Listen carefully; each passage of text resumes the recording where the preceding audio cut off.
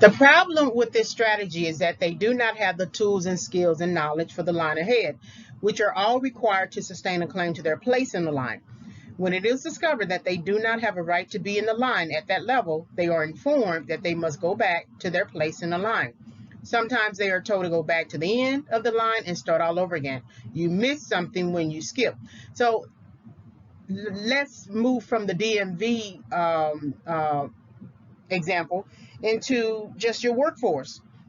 That there are requisite skills that you must have, requisite knowledge and understanding, and ways of implementing policies and things like that before you move to the next level.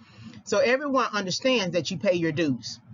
Those dues are usually you usually complete paying your dues between 2 and 5 years, right? You never get on a job thinking that in 6 months or to a year you're going to be the manager or you're going to be the director. There are some contexts that might allow for you, permit you to do that, and then you stay in that position for a long time.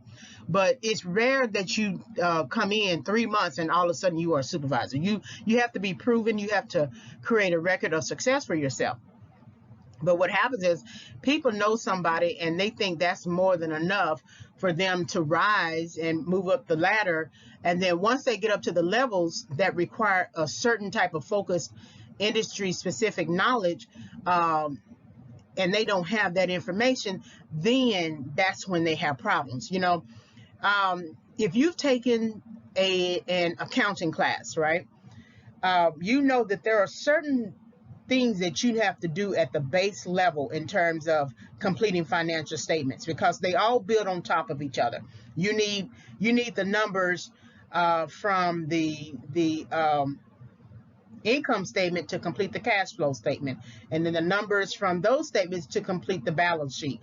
And then there are also profit and loss statements and other types of financial statements. And so you need that information. But if you try to go at writing the financial statement just at the balance sheet level, and the balance sheet tells you the health of the company, but you don't know what the health of the company is until you look at the other numbers, you're going to mess up how the company is presented to the IRS or to the industry organizations, right? Especially if you are a public organization, you have to submit your annual reports to the SEC. And so there are steps. That's why you have lower level accounting clerks.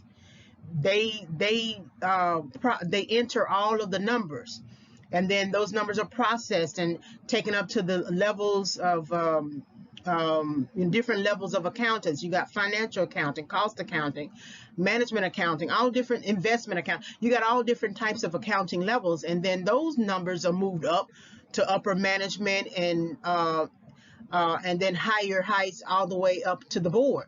And so one number out of place, one number misconstrued, can affect all of the numbers that are on the balance sheet. And so you miss something when you skip. And I don't know if you understand that. I don't know if you've ever taken an accounting class, but that is the best example to give you in terms of helping you understand that you miss something when you skip.